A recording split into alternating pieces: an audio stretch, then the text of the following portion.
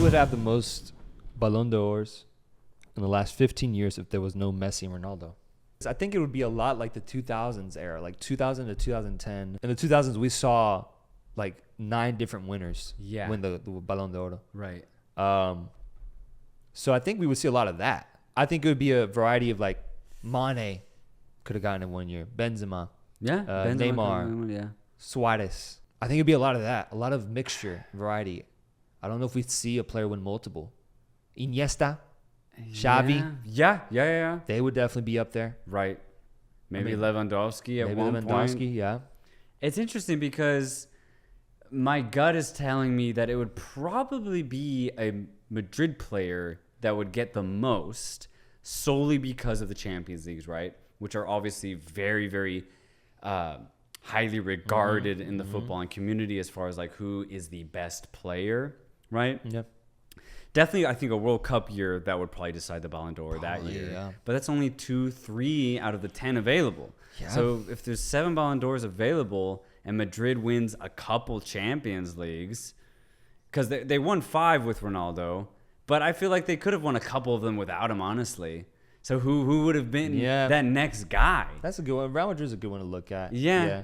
I wonder if they would have given it to like a defender because it was so important that during that time, like Sergio Ramos. That's what I'm saying. Is like I low key want to put Ramos as winning like maybe like at least one. Yeah. Which is really unheard of because defenders don't win Ballon d'Ors. Yeah, I think also a lot of the people that ended in third behind Messi and Ronaldo would win, like Griezmann. He had a phenomenal year. Yeah, Lewandowski, phenomenal year. he was second, I think. Virgil van Dijk was second as well, I think, another year. There you go. Manuel Neuer was in the top 3 at one point. Iniesta and Xavi were involved in one year when Messi won it.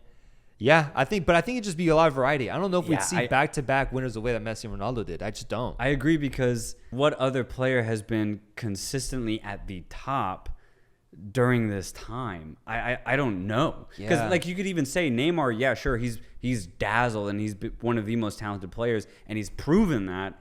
But he has been at the top for that long. Right. And, we know what's happened with PSG over these last 5 years.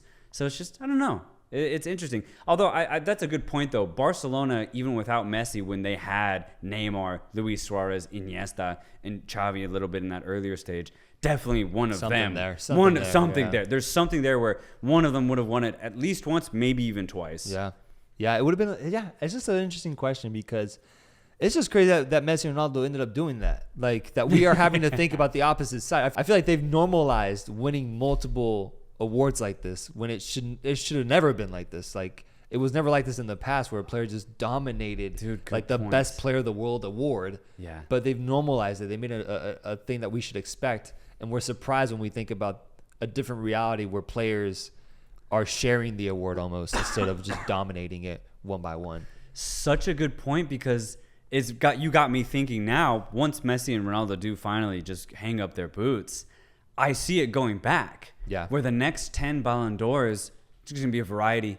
It's just going to be a player who's just completely informed for that 1 year. Yeah. And then the next year, it's going to go to the next player who pops off at a World Cup. Then the next year, it's going to go to a player who had a really good Champions League campaign. Yeah. It's just going to be, I think, a lot of variety in the next decade, which honestly, I'm here for. Yeah, I think it starts off with Benzema winning it this year, right? Yeah. Which would be nice for a player that's not Messi or Ronaldo to win it. I think he wins it this year. Yeah, I think so. But we even had another question that was proposing the idea of if Messi has a good World Cup and even goes on to win it, same with Ronaldo, if he goes on to win the World Cup with Portugal, I just don't see, they would have to do just the bare minimum in the league to be deserving of the Ballon d'Or, I feel like. Dang, that's what's tricky about this, though, because the Ballon d'Or is always like in January, right? It's a calendar year.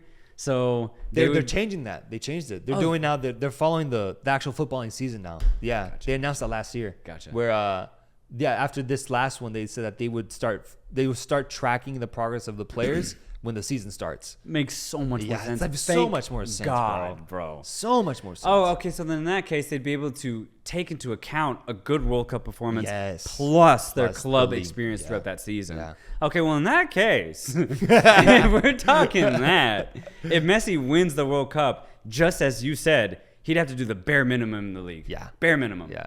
And he'd win it. Yeah. I think that goes for, honestly, if there's a standout player in the World Cup winning team this year, like standout player, that guy is probably gonna have it set. Just has to do the bare minimum. If he That's it. Yeah, you gotta be like Champions League football. Maybe I don't see anything outside of that. Right. But like, you gotta go far. You gotta go far in the World Cup to be able to earn that right. I think so. But man, it'll be interesting to see how it plays out this year.